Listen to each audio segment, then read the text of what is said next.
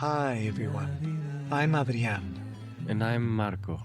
Welcome to Remember Together. In this conversation, we explore how worrying is an inherited way of seeking love, safety, and connection within a family system.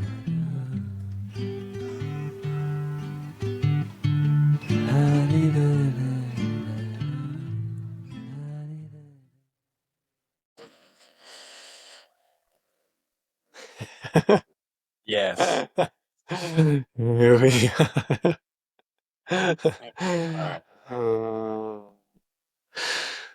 welcome to us, and welcome to everyone, to our precious listeners. Yeah, Companions. aliens. Yeah, and so here we are. Hey, here we are. Yeah, here we are. Here we are on Friday, April 10th, 2026. And oh, my brother, here we are. Well, as we arrive and feel our brothership, here we are in this journey that is courageously coming into the world, bringing the vulnerabilities of the insides of our family and and of our lives. And That's right. yeah, There's more insides coming outside. there's more insides coming outside. Oh my goodness. Yeah. Yeah. Yeah, welcome, Adriano. Welcome. And Mhm. Mhm. you had mentioned that there were some thoughts that you were having recently. Some Yeah. content that you felt alive and that feels relevant. And I'd love to hear. I'd love to Oh, have you also invite me into the opportunity to to look under the hood yeah. together. Wonderful, Armando. Wonderful. Yeah, so one place where we can start is this aliveness.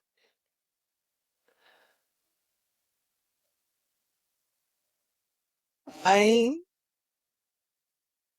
Yeah, there's a couple of things. There's a phrase that you stated right before we came on, or maybe like a half hour ago or something. And you said, I don't always feel comfortable with just being. And that sentence to me encapsulates a it's like a sense that then connects to an experience that I've been having, which is I feel exhausted. I feel exhausted specifically to the life where I continue to attempt to rely on my plans, on all the plans that I have and how good my plans are and what I'm going to do and what I should do and all these things, all my plans as a means of actually giving me relief.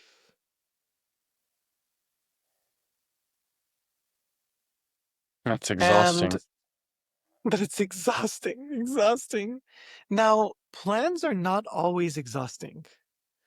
there are plans, like some plans are Yeah. very generative and they're very grounded and connected. And then there is a way of living life that can feel like an endless to-do list, Uh-huh. an endless to-do list. And essentially what this part of this neighborhood is, I've been in the process of evolving from the place that I've been as an individual. I think I've mentioned this before in other episodes. I've been Uh, in this place of evolving from being an individual sessions facilitator to now being like, hey, world, with all the polarization that we've got going on, seems like we need to learn how to be in groups. okay. and with Uh, everything that's going on in the world, it's like we apparently don't know how to be in groups at all kinds of different levels. And so there's a part of me that I'm like, I want to do that. I want a big groups where we can come together and I can help people process and be present with difficulties together, learn how to do that so that we can yeah. um, evolve as a humanity and stop the polarization, etc. Now, in my path of being able to and sensing kind of like, okay, well, Adrián, what's the plan? Like, what's the plan? And some of the plan that I've had has specifically been that having all kinds of ideas of, oh, what if I lead a group that's like this? Or what if I do this? Or what if it doesn't work? And Uh-huh. in all of these different places. And one of the things that's become very apparent in the sense of exhaustion that I've been like, I'm exhausted planning and what's going on? Why is this so exhausting? I'm just trying to bloom in my own purpose. And then I started to realize, oh, I have all of this undigested path or undigested relationship with our parents. Specifically Uh, for myself, it's been coming up with with our mom, in that my experience of bringing my creativity and trying to make something good happen in the world, etc., uh, is specifically in the experience of trying to come out and show myself vulnerably and be true and go beyond whatever it is that I already know how to do. Then immediately what happens is that I've been coming out with a tremendous amount of stress. uh, And it's been incredibly confusing. It's like, why? Wait. Why is my passion, like I'm very aligned in myself. Like, what is this? I feel the aliveness that I love meditation. I love drama therapy. I love relational healing. I love playback theater. I love them so much. And and then it's like, oh, I'm gonna go and try to do a group or do something, and something very stressful started to come up. And and it's connected to what we spoke about last episode with this tremendous sense of um believing basically or identifying myself as a sense of being a failure. uh, uh, uh, Being a failure. That that then what needed to happen is that my what in my upbringing, and then but then what I find myself doing is that my new offering has to be so good, and I need to make sure that it lands well and that people come and that etc., in a way that essentially secures the relational field of being like succeeding, but uh, coming from the fear, me internally coming from being afraid that I was going to basically reface the experience with our mom and with our dad of, oh, in reality, there is not really a space to bring up these new ideas and this new sense of aliveness and everything. There's a culture of there's a lot of conflict in relationship, and there is a lot of stress that we don't know how to graduate. And so then any kind of plan is held hostage, basically, in that my dreams as a little kid, my sense, for me, it was tennis when I was, a teenager and a little younger than that, that I so wished, not consciously, I didn't know this, but this is what I was doing. I was like, why did a little kid, a 13-year-old, start leaving school an hour early and busing to another city every day, and then coming back home and doing homework and doing that every day, working like, like a very militant kind of working? Well, because I felt this deep suffering in our family and I wanted to try to help it. I wanted to help it. And there's something intertwined there of that attempt of helping then meant that I couldn't accept myself in my development as a tennis player. And I needed to come at it from a place of expecting myself to be perfect and of being worried about all of the relationships, meaning, believe it or not, even though I was like training and going to tournaments and everything, believe it or not, to other people, you already know this, my brother, but that I was very stressed, very, very stressed about um, basically burdening others, even my opponents, you know? And so there's this fear of burdening others and a sense of implicitness of my blooming means that I'm going to likely burden my family and burden, the world, and that's the model that I've been still unconsciously bringing into my evolution in those places where it's like, why is it so hard to stress around marketing, around designing, around this? When I'm out there and I'm working, it's great. But then in those in between spaces is very stressful.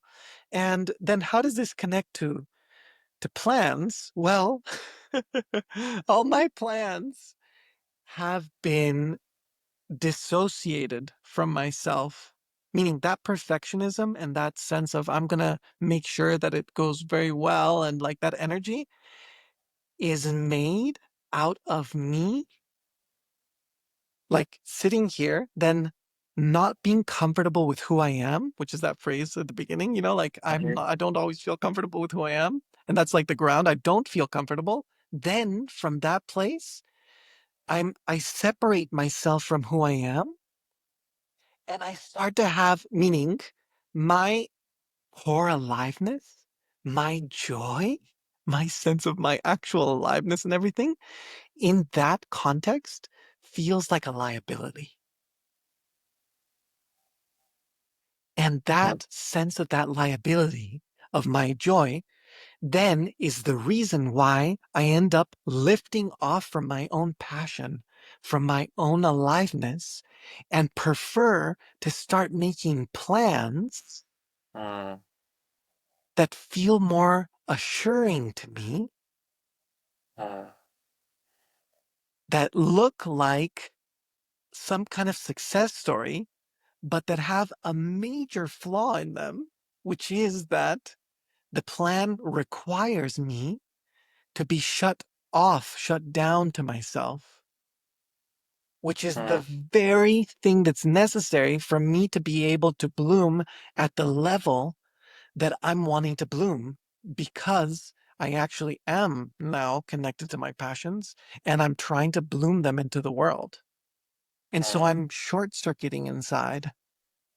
And in the short circuiting, then I lift off and then I try to make these plans that are disconnected, that sound like amazing ideas. And I have this library of consciousness and psychology and spirituality that is, I can make all kinds of things sound amazing, but when they're not connected to my actual arising in the moment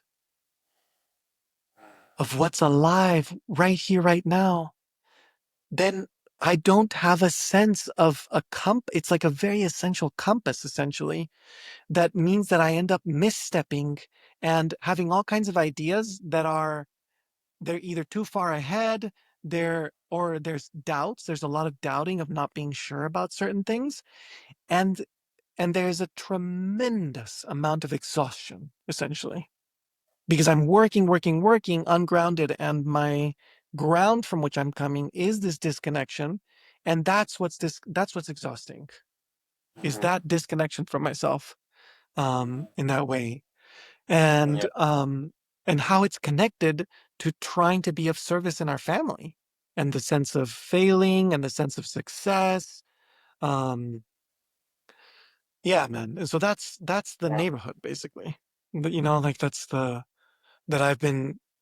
presencing and trying to, as I try to bloom my vision of what I want to bring into the world, I'm encountering that, and then bringing it also here, just to in our spirit of transparency. You know, Um, yeah. Yeah. Wow. Thank you. It's a lot. There's so much. Thank you for listening. That was a Yeah. mouthful. Wow. It's a substantive, consequential neighborhood. And yeah, it's probably good to just take a moment there. It's a lot of energy.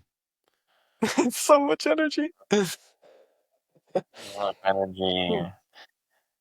And I think for me, what stands out is that there is what you described as the disconnection at the bottom is the pain, the pain of feeling separate at the bottom of all our drive, of all our need, Yeah. because and it's related to what I was feeling when I was spoke about like not being comfortable with just being. Uh-huh. Um, because I think that the solution often for not being okay with just being is doing, Uh-huh. and it can become like a convoluted and kind of difficult labyrinth. I was also relating it to this feeling of, or not a feeling, but like a recognition that in my own process, I have placed my cognition, my mind, my mental faculties at the service, or put them or demanded from them that they solve the issue, the problem of my existence, basically. Mm.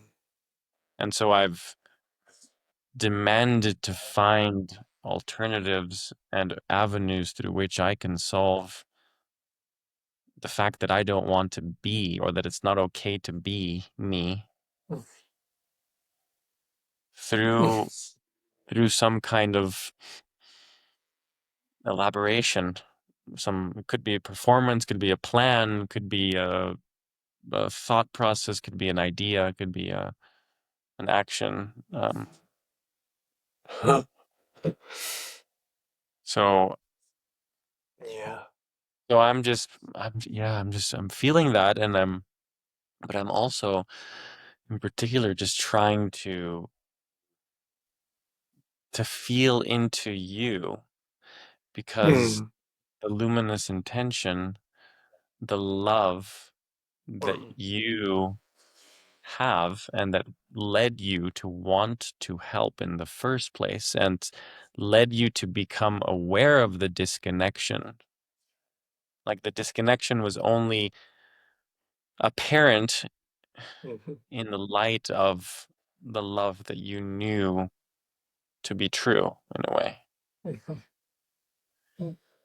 And so Mm. there was an intention there. There was a perception of the distress and of the difficulty and of the stuckness in our family system. And then there was this natural, instinctive response that was to help and to heal and to mend Yeah. in some way Yeah. through some means. And you use the means that were at your disposal at that time in Right. order to try to reach that. To And demand the actions. right. The demand of the actions. Yeah. Hmm. Yeah. So Mm. I'm feeling into that beautiful spirit of that little from your childhood, from, Mhm. the child that had that intention and Mm. that awareness, which is for me one of the crazy things about how this works as far as, oh, parents bring children into the world, but it's actually sometimes the children that bring in awareness into Yeah. the world. Like, our Exactly. awareness is reborn, and the sensitivity and the ability to actually acknowledge what's real comes through and is born again or renewed, restored in the capacity of the child to um to feel and to and to be real, um and then it gets conducted into all these elaborate, cultural tropes and character and features and characteristics of our relationality that can become convoluted, or there are that are convoluted. Hmm. Um, Hmm. Hmm. so yeah, I'm feeling the preciousness of the gift that is for for you to Yeah. come in with that as a part of your nature Yeah. and to bring it into the bosom of a family that perhaps, like all families, has challenges. Yeah. Yeah. And No, no, no. That's beautiful, man. yeah, go ahead. Yeah. Wow. Wow. Yeah, there's this sense of a foundational goodness. A foundational goodness that I can feel. Like what you're pointing at is a sense of in all of that getting lost. Um and not really lost, but just trying to find each other and find ourselves through and love the it's like it's the words can be so violent. It's amazing how violent words can be. Mm, Um I was just gonna say that I was holding my actions hostage. mm, Um which is part of how or it's like I was holding myself hostage inside of my actions. But that's that's more from the sense of the disconnection and looking at it from the outside. But from inside, it's like I was generating my own aliveness and and I was trying to learn and be of service and to connection. That's the piece. Children's natural essence of being of service specifically to connection mm, and I can feel that the sense of connection and then what you said about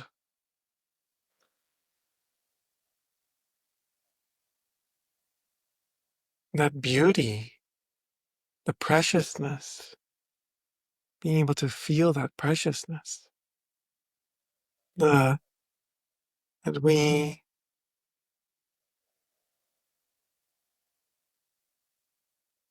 that longing and that love and not having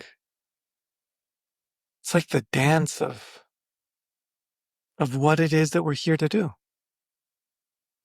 And oh yeah, and what you said about um life, like where the children bring greater hope.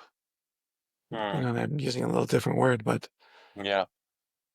that there's an implicit wave of new energy, basically, that is like a hope.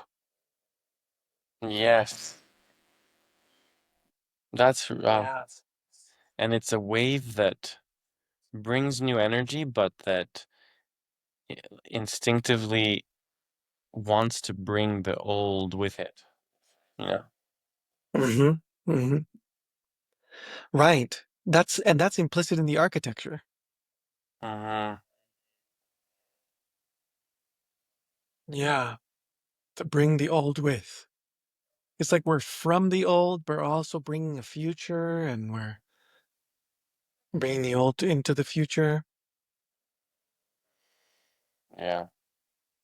Yeah.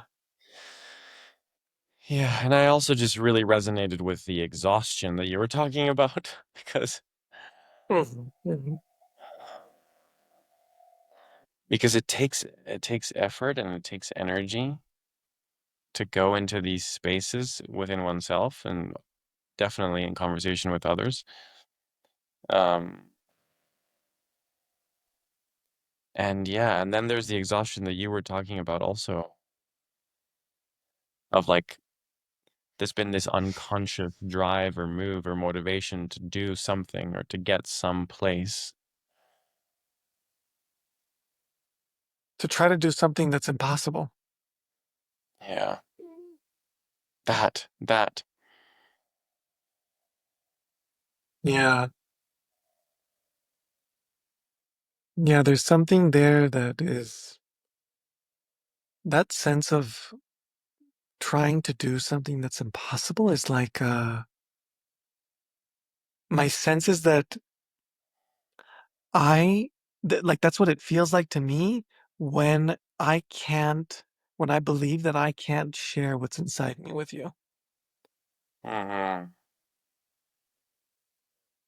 So there's like a layer, like when there's a layer present that it's like I can't share what's really true inside me with you, Yeah.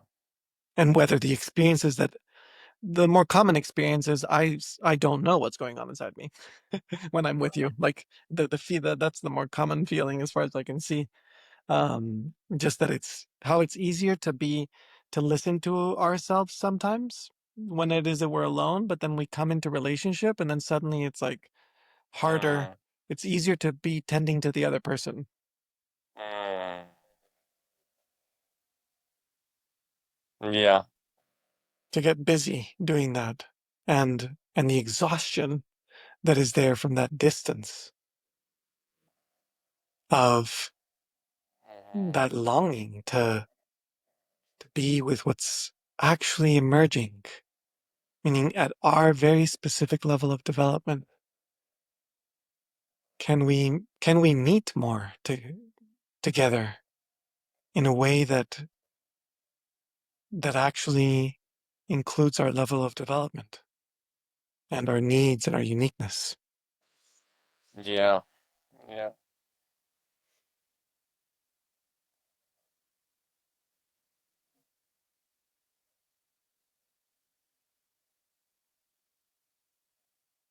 And so the exhaustion as like a meeting place.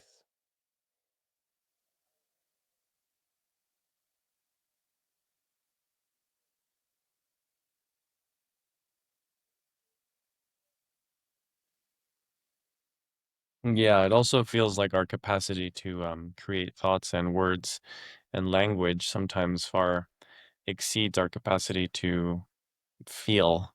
and to simply um, be with what is most real and most substantive in our hearts in the moment. And so it's easy to run loops, basically. Mm, Like totally. there's unprocessed experience that remains as we Hmm. elaborate language. And I think that feels exhausting as well, because because the experience isn't changing, and yet we keep running through things. Yeah, it's like going through from dream to dream to dream. Like a daydream. Yeah. Yeah.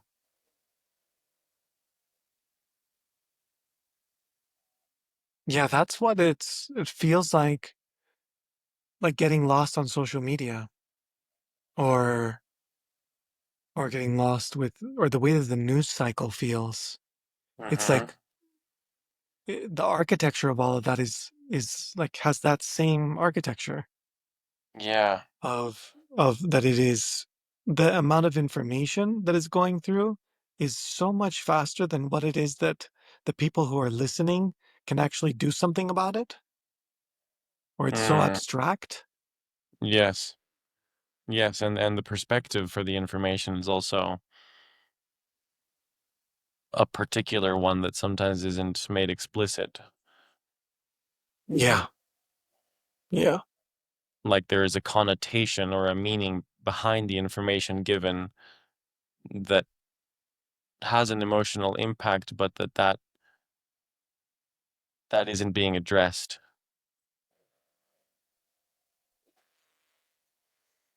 Wow.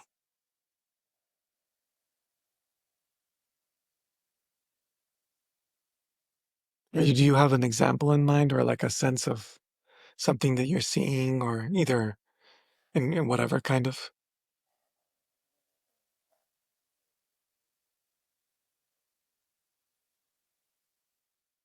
Well, I guess what I mean is that a lot of times there's a refusal to engage with the emotional intensity that certain information brings up for us. And so Mm, in the news, it could be anything as simple as like, oh, there's a war on the other side of the world, and it produces something in me, mhm, but I may not be actually transparent with myself about what it is, whether there's sadness or grief or rage or despondency. Um, but that doesn't get touched directly. That is just mhm, gets kind of referenced as I'm moving through this like thought process, and and then also that I've I've tasked my mind and my language ability and my thoughts with coming up with solutions for whatever the problem is that I'm being presented with. And so exactly. there's like this, that's the impossibility, the feeling of impossibility also. Yeah. Yeah. Conversations that look like people are proposing almost like solution energy when they're when they're discussing something political. Hmm. I by the naming of a perspective or trying to highlight something.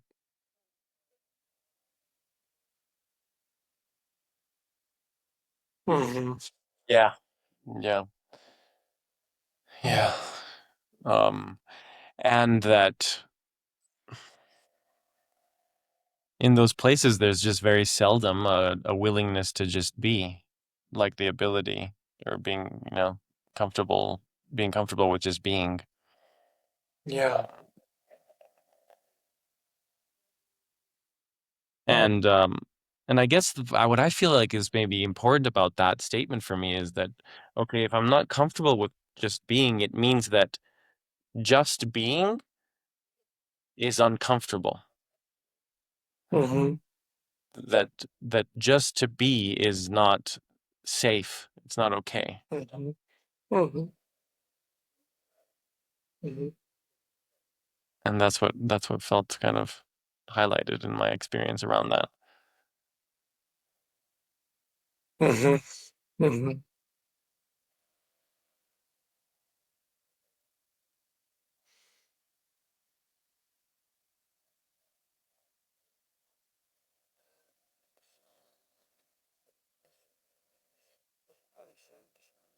There's a sense of an abstraction, the abstraction of the world of thoughts.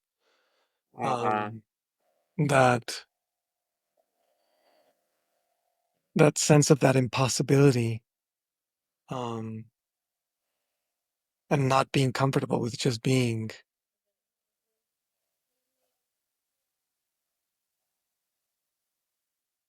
I guess part of how I experience this is that I if I'm bringing uncomfortable parts of me, meaning if there's parts of me that feel uncomfortable while being here, but I'm not being transparent about that they Mhm. are that they're driving part of the experience anyways, even if I'm trying not to say that. Yeah. Yeah, that's so true.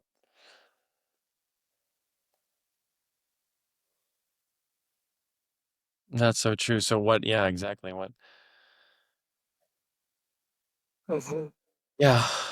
It makes me want to ask like what Mhm. actually is the purpose of of being in relationship and of communicating. Yeah.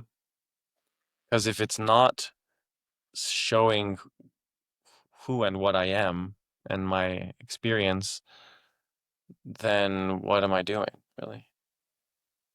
Hmm. Hmm. Yeah, how much of life is stuck at earlier developmental stages, basically. No, that depth of being able to really show who I am is not part of the at the depth that we're talking about, because obviously we're very healthy grown men. But at the depth that we're talking about, there's something there where the majority of, I guess, where we're part of what we're pointing to is there's a culture of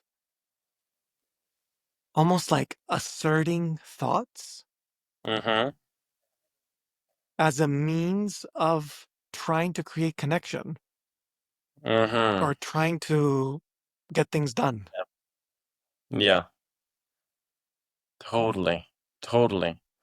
That means of saying things with the implicit demand that the saying of them needs to achieve something or needs to.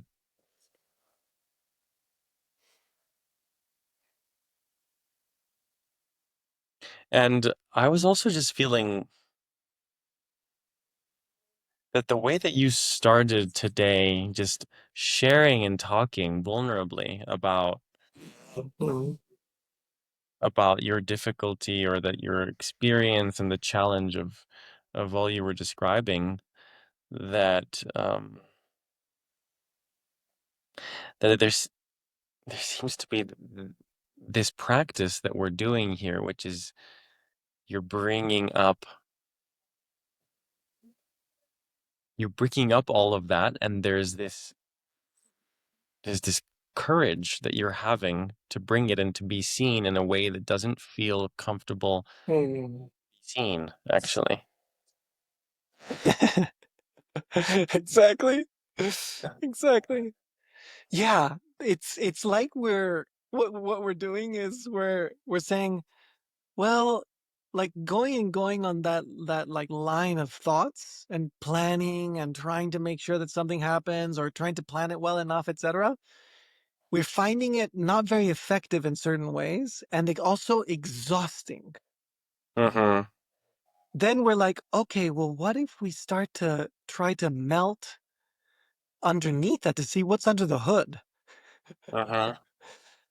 And then what we're seeing that's under the hood, very specifically, is what you're just saying right now.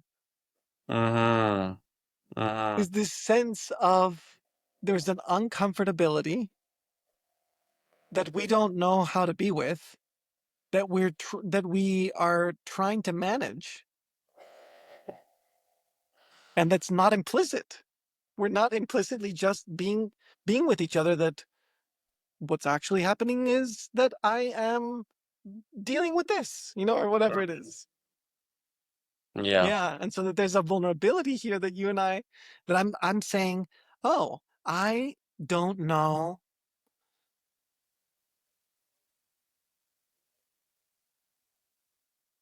yeah, how to share, or I'm learning. It's like I'm learning now with you, my brother, to share, Mm-hmm. basically, to share the sense of how, for example, how this, like the safest way often that I employ when not sure, when I'm not sure about how something important in my life is going to go, is Mm-hmm. I start to try to function through worry. Yeah. Right. I literally become like immersed in worry, all kinds of worried thoughts, tons and tons of worried thoughts, and like a worried shape.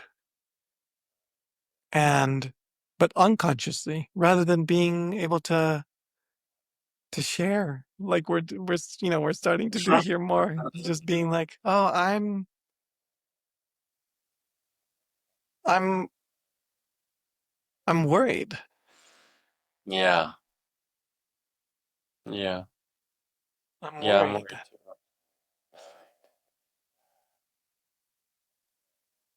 Yeah.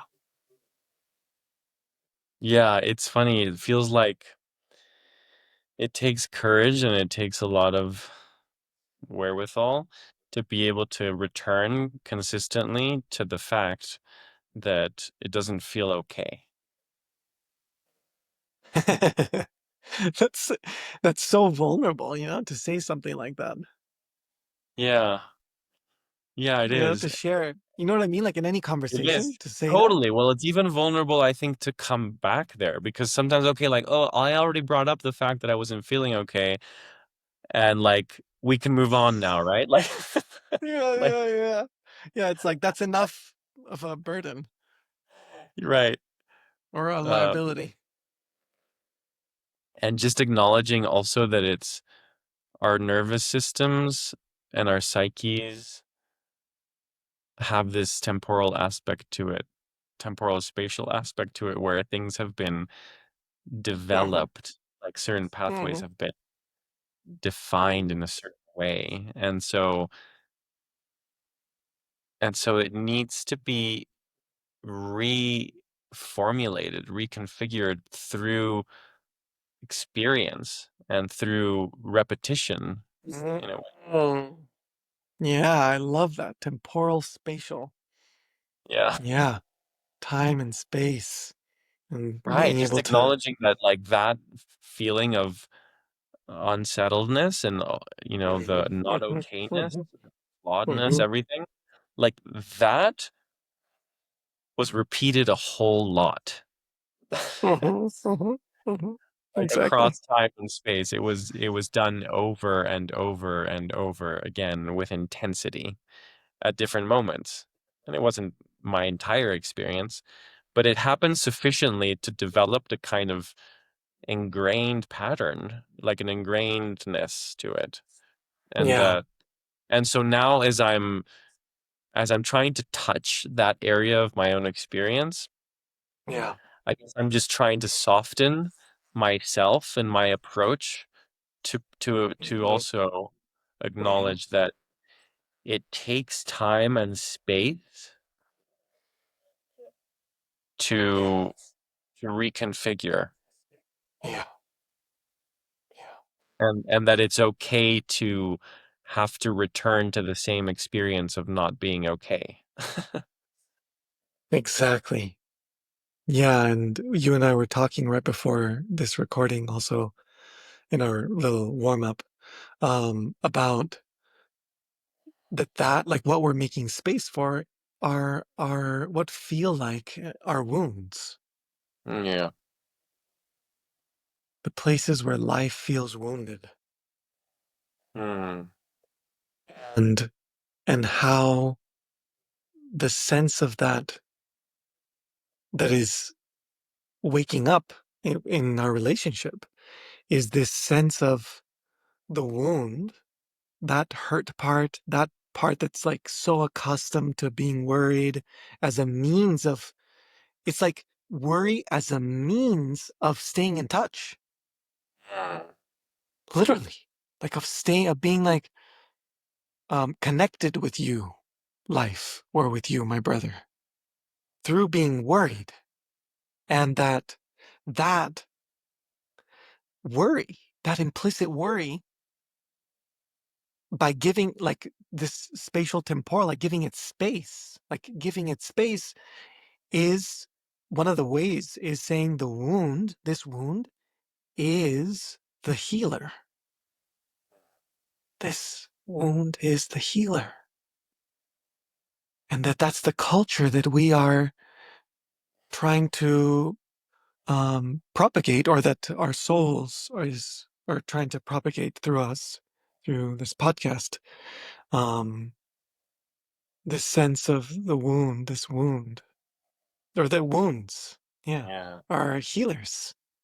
Yeah. And the more we can turn towards them and be together, worried, the more that can actually be contact hours and space for exactly what you're saying, of being like, yeah, like I've been so contracted inside myself and so worried about Yeah. life in the place where I try to bloom, and moving away and trying to turn away and get distracted and walk away, and like all those kinds of movements.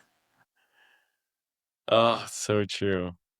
And this makes me think of something that you said also in our warm up, which is that, and I'm going to put it in my own words now, but imagine that you get to this place where you recognize the wound that you Mhm. have, and you recognize maybe something that happened or some pattern, and you come to some sense of some truth of like, Mhm. Mhm. and you put it into thought and you put it into words, and then you come to someone else and you bring those words to them, the preciousness of those words, and then you get rejected. Mm. Oh yeah. Because you were talking about how Yeah. the process through which we also become identified with the thoughts that we Yeah. have, Yeah. Yeah. and then what the Yeah. experience is like of needing to be seen and held in the thoughts, in the experience, in and to have this communal experience with someone of this thought that or this idea, this experience, Yeah. and then finding and or coming up against uh rejection or resistance or not being seen, not being held, neglect, whatever. And the intensity of that, because intensity corresponding to the intensity Yeah. of our own of the need there. Hmm. Hmm. Yeah. So there's like there's something similar to what you said when I told my story about um trying to help my life and our by helping our parents because of the, whatever, the architecture there, but that longing, there's that longing to help, and that seminal desire, you Mm. know that there's like a Mhm. seminal desire there to try to do something about it. And that, what if we start to tune into the seminal desire that's inside of the wound that's trying to come out, that's like knocking on the door. Mm. Yes. Yeah. Yeah. Yeah, that there's something there. Yes, and that we can be in a state where we have sufficient trust and hope in the substance of the process of the other, that we invite for it to come Yeah, into reality. yeah, exactly. It's so vulnerable. It's like the intention or the seed of the wound. Yeah. Yeah.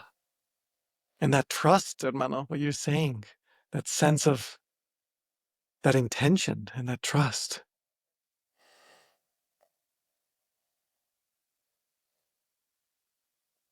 Wow.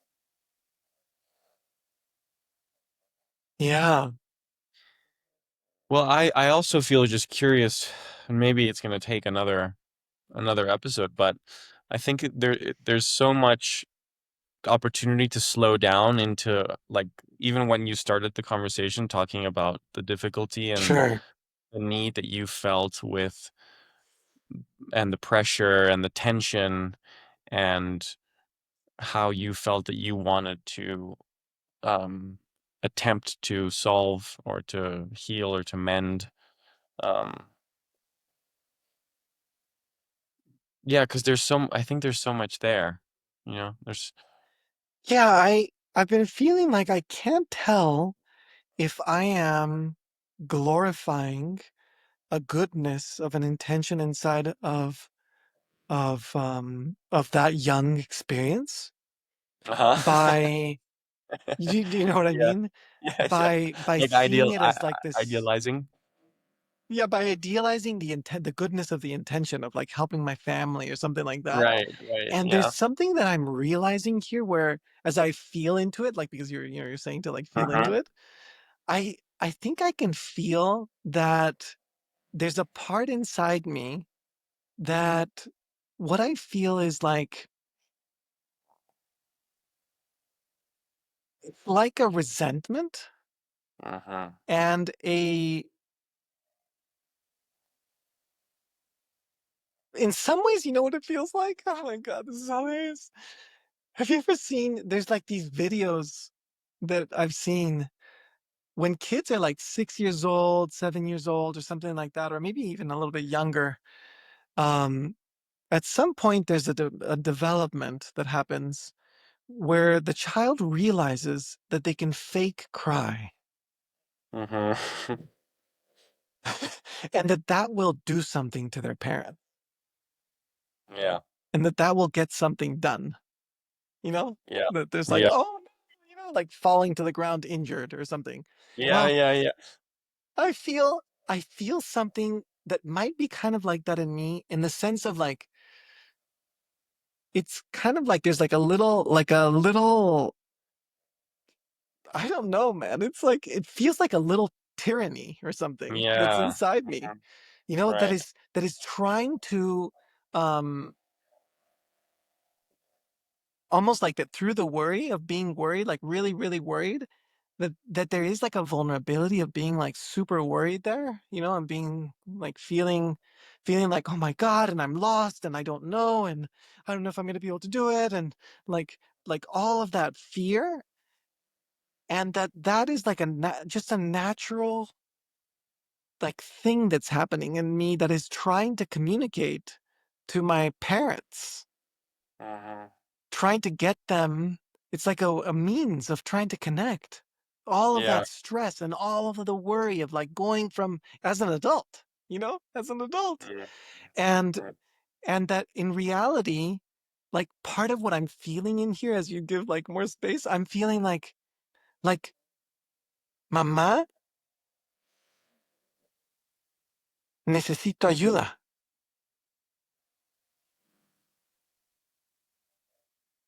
No sé qué hacer. Like, well, I don't know what to do and I need help. Mhm. Mhm.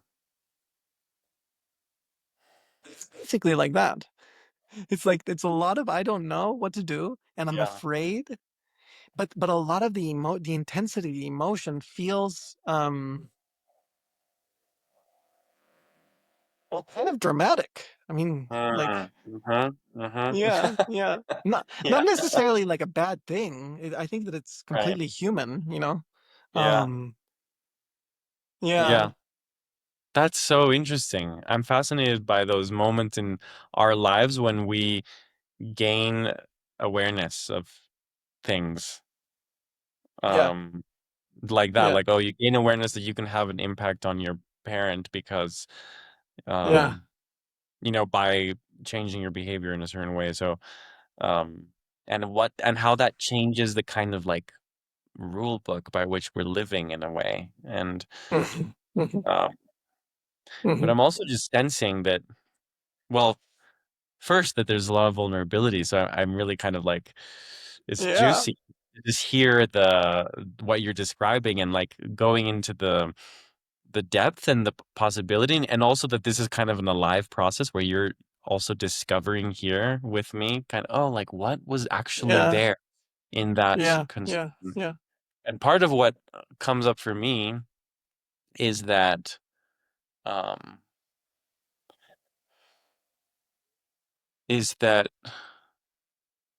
like a worry becomes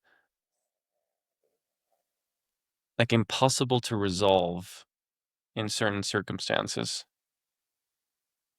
And Yeah, and and I sense that in our family, our mom had irresolvable worries and irresolvable completely. And our concerns, aunt, totally. There was like and our this aunt. story in our Yeah. family. Yeah, totally. And so that in your you may have absorbed that as your own way to function.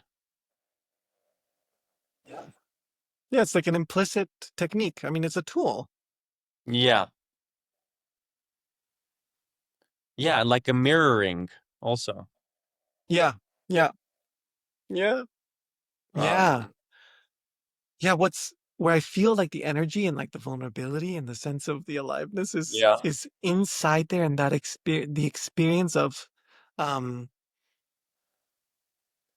like where I feel a little release of energy. It's like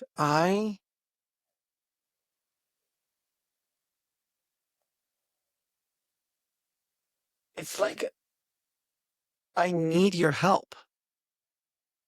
Mhm. Mhm. I need your Yeah. help, and I Yeah. want to um and I want reassurance. Basically, it's like wanting reassurance. It's like I want reassurance that I um am good for you.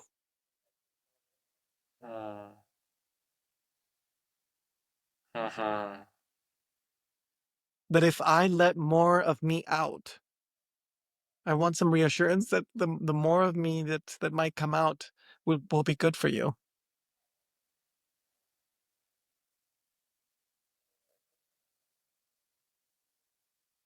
Mm.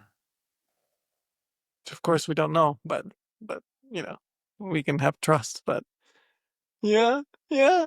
That Yeah. feels like what that feels like what's behind or underneath the fear of um like the sense of that fear of not Yeah. landing well and the Yeah, worry. absolutely. Like And that's and there that's what may the worry is saying. and there may be an experience in with that, um, because it seems like that statement that you're making is already informed by a circumstance and a certain experience itself. Like, when you say, um, "I wanna know that if I come out more, it's gonna be okay," that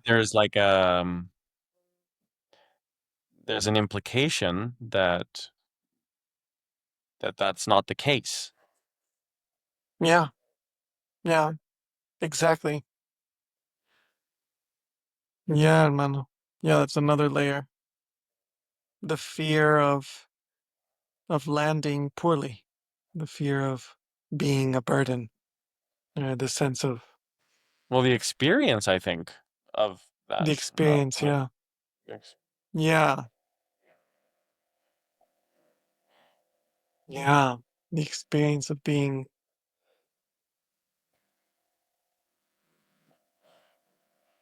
of failing, Uh-huh. at resolving tension.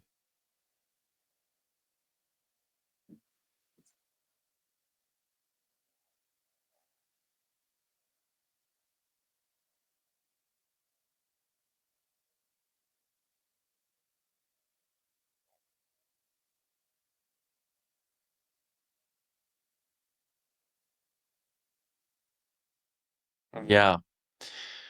Well, that intensity, though, I think that seems to be the thread to follow wherever you are in that stage, because I think that Totally. the emotionality is what kind of Yeah. signals that there's relevance.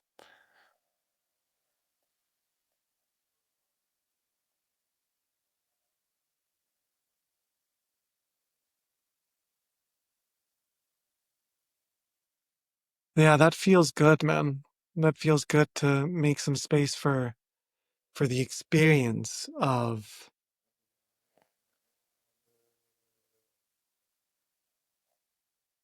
failing at making our family better. Yeah. Wow. Yeah, that's intense, but it feels real. Yeah. Yeah. Yeah. Failing the experience of failing at helping. Yeah.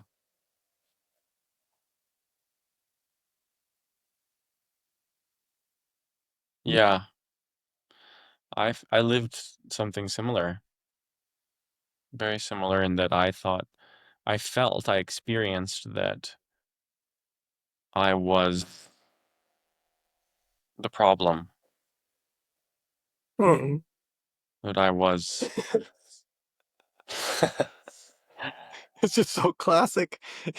Anyways, go ahead, man. I don't want to No, meta. no, Go that's ahead. basically it. It's just very simple, but like that, and Yeah. Yeah. that I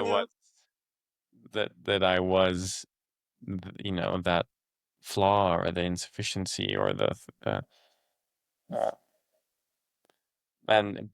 but I had that experience, or like I had that realization where I realized I had to go into simply experiencing that I lived that at some point, and Yeah. that was real, for my system. Like my system took that as a real thing. Yeah.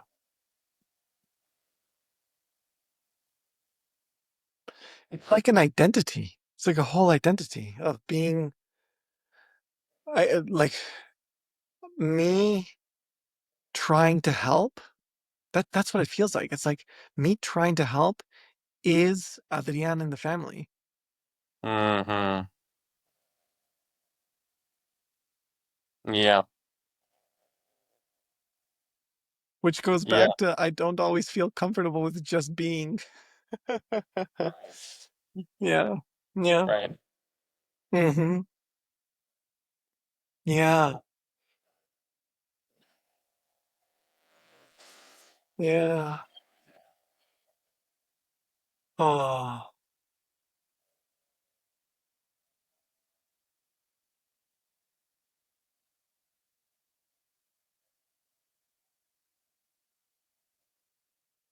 it almost makes me think, hermano, that like I feel that I'm because I'm looking at myself when I was young and I'm looking at our mom and our dad and at you and like the whole situation.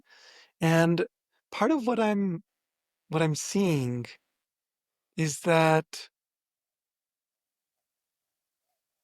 it's like that identification and that level of identity with the worry Mm-hmm. is like it's like the means of connection, like in our Yeah. family. Yeah.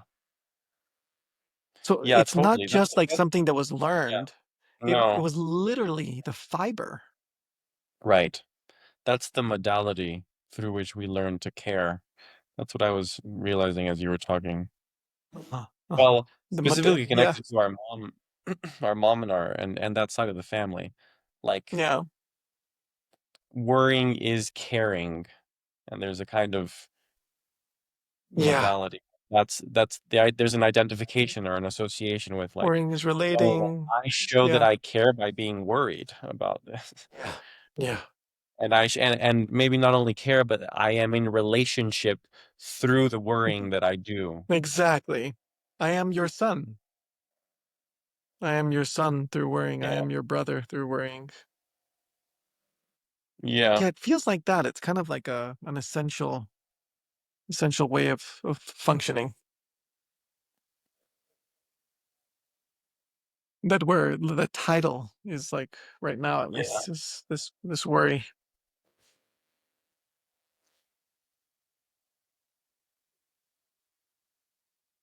Yeah, it feels important to acknowledge that because I think a lot of times for me that type of worrying can feel like being on a hamster wheel, right? Like you're just kind of going and going and going Yeah, and yeah, yeah.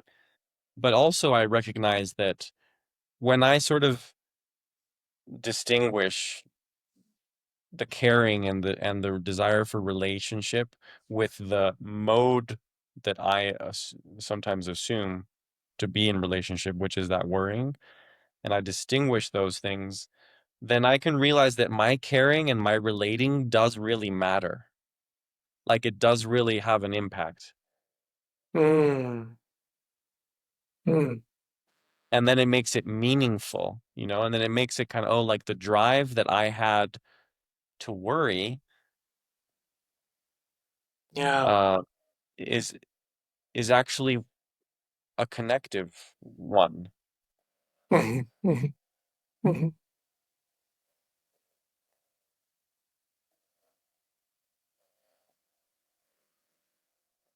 And that's the like the paradox, or like the moment of like crisis in life. Mm. When facing that, Right. on the one hand, the worry Right. is the very means of connection, and then on the other hand, it is the thing that is Yeah. making life seem unsustainable. Yeah.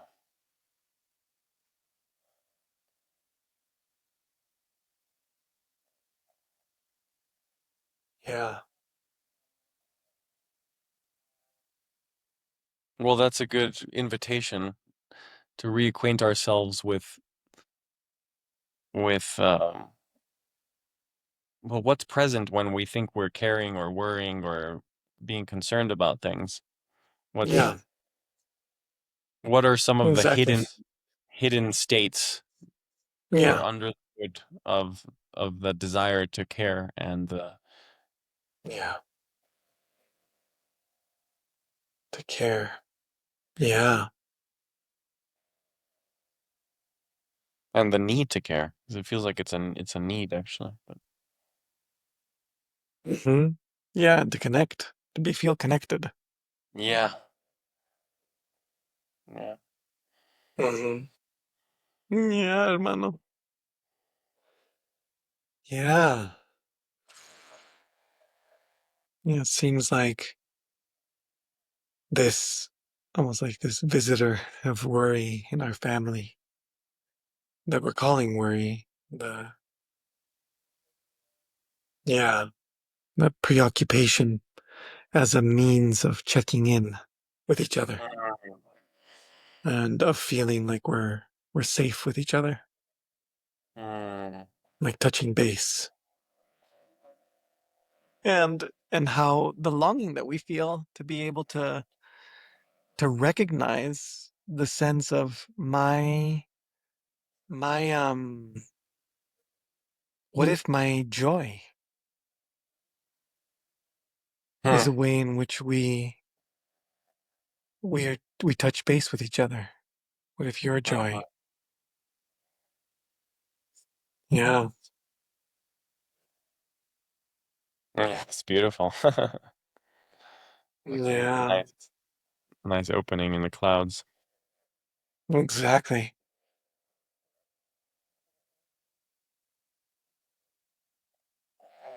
Exactly. Yeah, just a little oxygen. Oh. Yeah.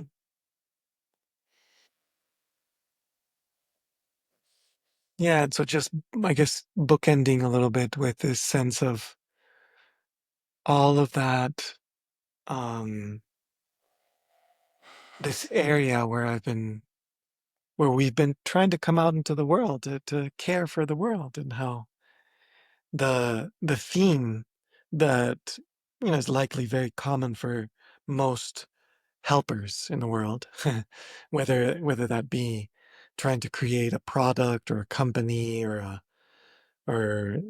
uh, something that will actually help, that this this very specific code of the language of connection and caring, how to care, how to connect with our family, Mm, is likely to become the means through which we try to create, basically, mm-hmm, the means through which we try to create in the world. And mm-hmm. Yeah. that kind of phenomena is why it's possible for us to, as humans, to be creating such beautiful things and to have such incredible technology, while at the same time have such intense liabilities with each other. Mm, Such intense liabilities of disenfranchisement, of polarization, of when our world and our life is so beautiful, so generous, so abundant. In the life that is here. We're we're working some stuff out. mm.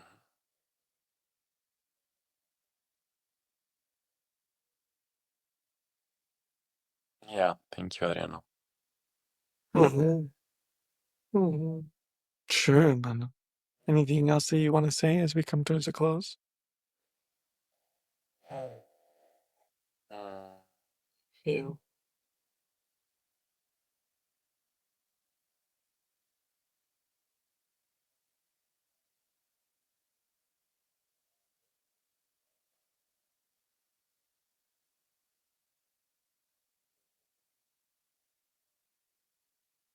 mm. It's just that there's an invitation to embrace the levity of things as well, and to bring in some humor, and to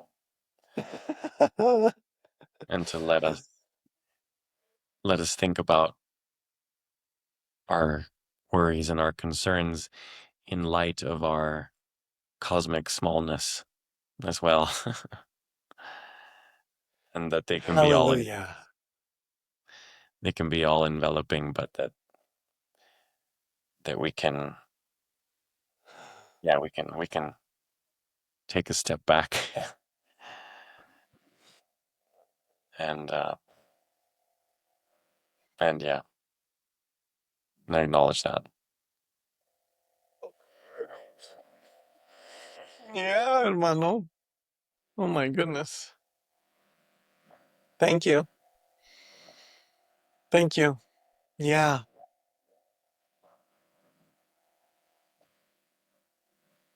Oh.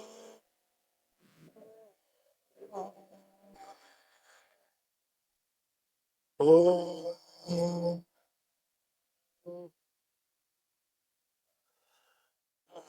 Oh.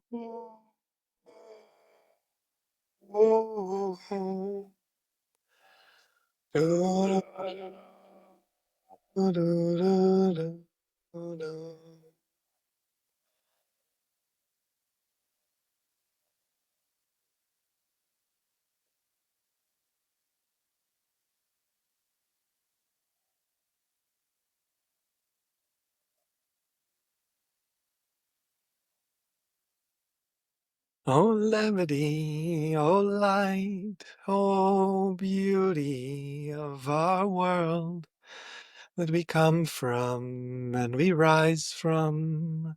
We remember you in fullness. Oh levity and beauty, we are grateful for your seminal ingredients from which we come and we can enjoy. Oh. Yeah. Thank you, fratello. Thank Thank you, you, Adrián. thank you. Until next time. Till next time.